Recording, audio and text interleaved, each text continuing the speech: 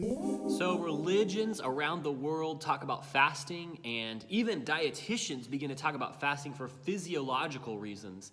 But why should Christians fast? Or should they even fast?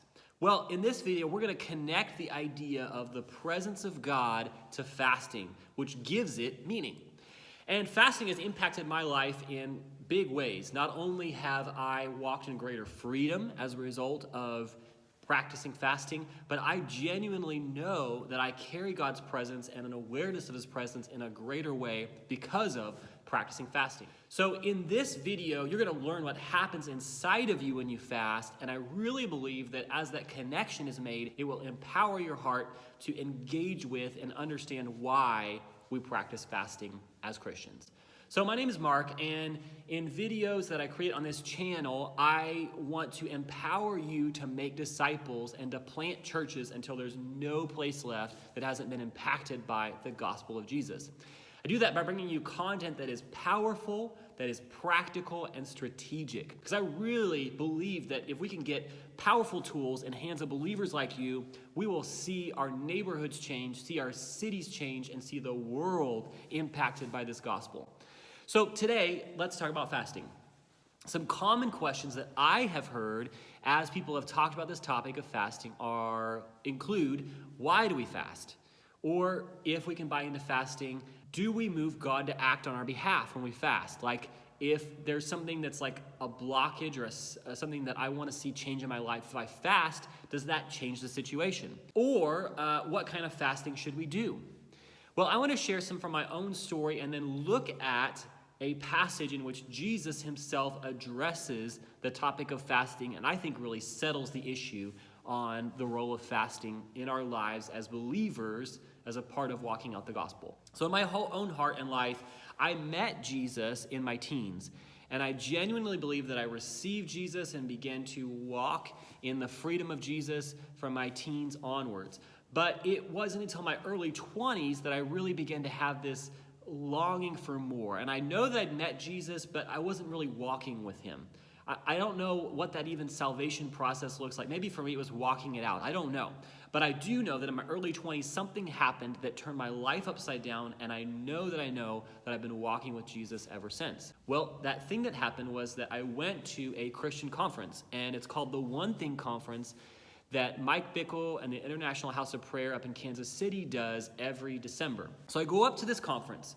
This is in 2006. I go up to this conference, and I find myself singing songs. And within the first few minutes, we're singing this worship song, and the lyrics go something like, "How far will you let me go, God? How abandoned to you will you let me be?" So I'm singing these lyrics, and then all of a sudden, I don't know how to say it other than I felt the presence of God walk into the room. Jesus was there. And so I, not to glorify this experience or to glorify conferences, but I was undone. And so I found myself on the floor just experiencing God. And over the next several days, those that I went on the trip with had these experiences with God that really began to mark us with a call to missions and a call to being a part of what God is doing in the earth. I was deeply impacted. And so that was a beautiful part of it, but what I really love as a takeaway from the conference is that was married together with this message of what I call the fasted lifestyle. They began to share at this conference about this call to live a lifestyle of fasting and prayer and giving from the Sermon on the Mount, Matthew 5-7, as a way to be a host or a carrier of the presence of God, to experience His nearness. And so I went away from this conference with these ideas permanently married together in my mind. I'd experienced God's presence, and I'd begun to talk about fasting and prayer as a means to more of His presence. And so I came back and I began to percolate on this and work this out in my life, and I'm now convinced more than ever that those two things go together. Well, I see this in the life of Jesus. So don't take my word for it, but let's look at the life of Jesus. In Mark chapter 2, some Pharisees, some people of the law, come to Jesus, and they really begin to accuse him of sloppy spirituality. Here's how they do it. They come to him and they say, "Hey, Jesus, we've noticed that our disciples fast. The disciples of John the Baptist, they even fast, but you don't fast. What's the deal with that?" And so Jesus responds, and he responds this way. I'm going to read it to you. He says, "How can the guests of the bridegroom fast while he is with them? They cannot, so long as they have him with them. But the time will come when the bridegroom will be taken from them, and on that day they will fast." And then he gives these two word pictures that might seem a little confusing. He says, "No one sews a patch of unshrunk cloth onto an old garment. Otherwise, the new piece will tear away from the old, making the tear worse. And no one pours new wine into old wineskins. Otherwise, the wine will burst the skins, and both the wine and the wineskins will be ruined. No, they pour new wines into new wineskins." So, just to recontextualize that, these Pharisees, these people who are like professional keepers of the law, they come to Jesus and they say, "What's going on? Why are you being spiritually sloppy?" And Jesus, in response, reframes the whole conversation around himself. In other words, he doesn't just talk about the practice of fasting as if it's another religious ritual, which is how the Pharisees are talking about it. Instead, he reframes the whole topic around what he's come to do. He says, and he uses this picture of the bridegroom and the wedding guests. He said, how can the wedding guests fast when the bridegroom is with them? He's casting himself in this role of the bridegroom, and he's saying in this word picture, in this analogy, the wedding guests, which are the disciples, they have the bridegroom with them. So, in other words, he's saying, Pharisees, you're out of step with the season, at the time of celebration, because the king has come and he's near to his people. It's not a time to mourn and long for something to happen. That's why you fast. You make your face darkened. You dress in a heavy way so that you can appear like you're longing for something that you don't have. Fasting is about longing for something you don't have. He says, don't appear like that. The thing that you're longing for is here. I am the king and I'm here, so why would they long for something that they have? And then he goes on and says, but there will come a day in which the bridegroom is taken from them, and in that day, then they will fast. Why? Because now it's appropriate to long for something that you don't have. In other words, he takes this whole idea of a practice that's become religious as a way to try to reach God, and he says, no. Everything is oriented around what I have come to do and around the person of who I am.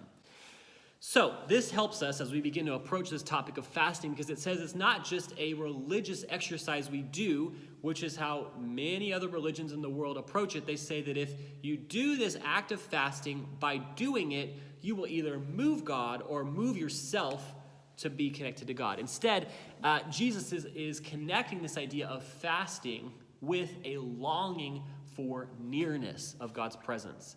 So if you take nothing else away from this video, fasting is not a religious thing that we do, but is instead an expression of a longing for nearness. And there's something that happens in the exchange of the human heart, which I want to talk about. So fasting, it doesn't move God.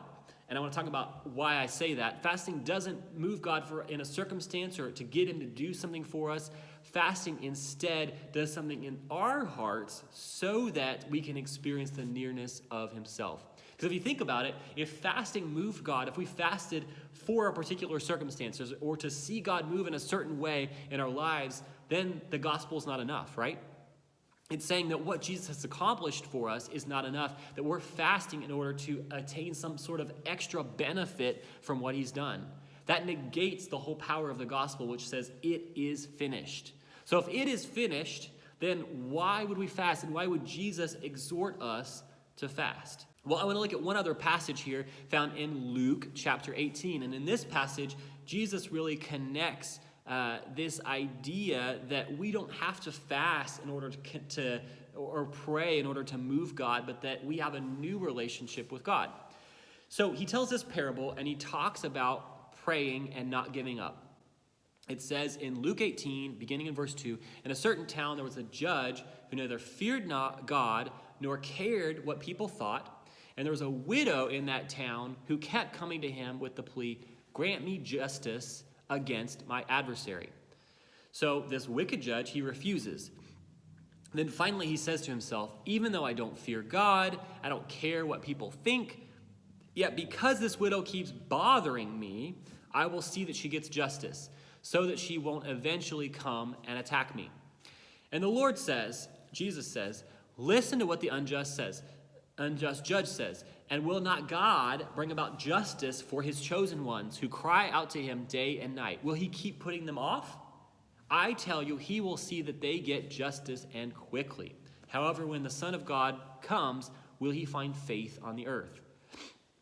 Okay, so his disciples are coming to him, and he's talking about this topic of praying, and he then tells this parable about a widow who goes before an unjust judge. Now, I've heard this parable told time and again as though we need to be like a persistent widow in which we continue to pester God, asking God for something over and over again until he finally relents and gives us something. Now, the problem with that idea is that it says that the gospel is not enough, that the finished work of Jesus is not enough, and that by us praying or us fasting or us doing something on our end, we convince God to give us something. The reality is God has already given us everything in Jesus. If there was something else for him to give, then Jesus' sacrifice wouldn't be enough to give us everything. Does that logic make sense? So then if we begin to approach this parable not through the lens of being persistent and trying to convince God of something, but instead from the place of it is finished, what is Jesus saying here?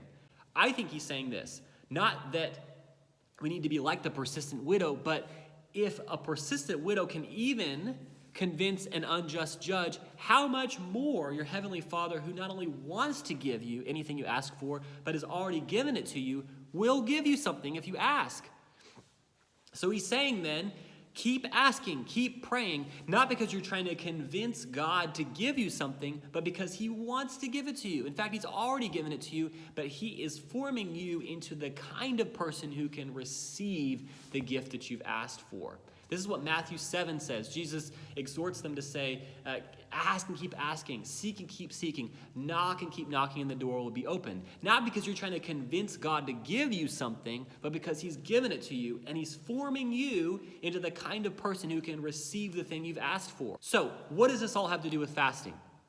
Well, here's the point. When we fast, we don't move God. God has already moved heaven and earth to reach us through Jesus and through the gospel. So we don't need to convince God of anything.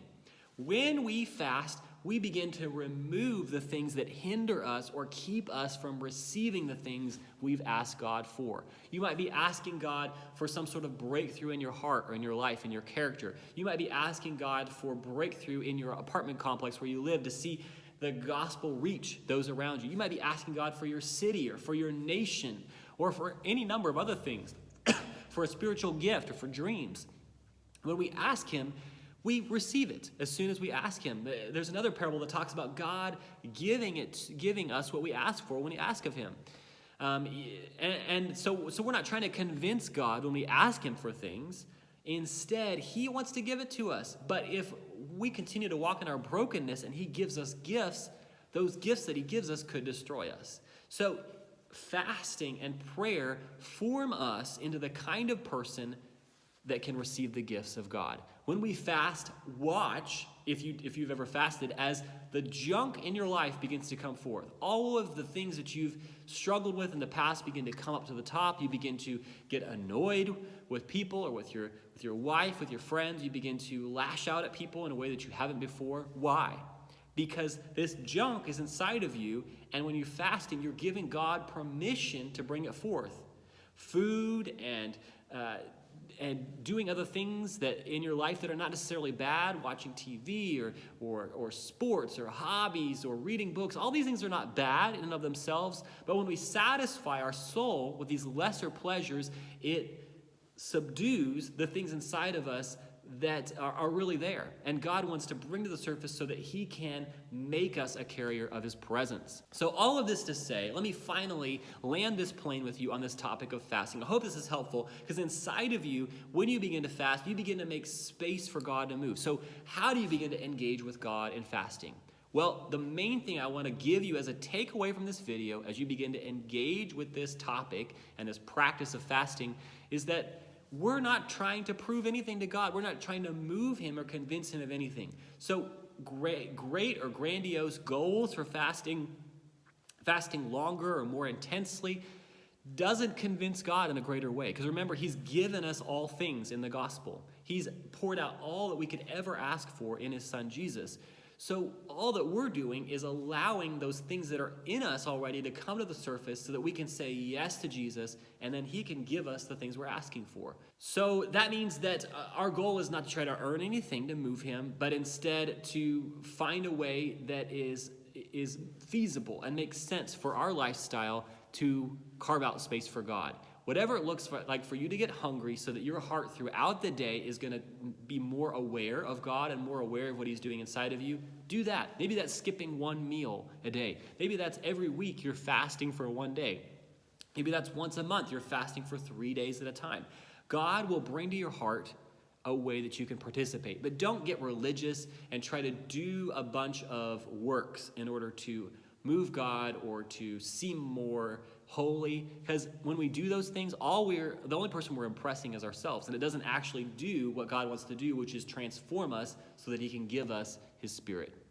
So as you take away from this video and go about your day, go about your week, I want to encourage you to really take some time to ponder the power that God has offered to us through this practice of fasting. And I just want to pray. Holy Spirit, I pray for my friends.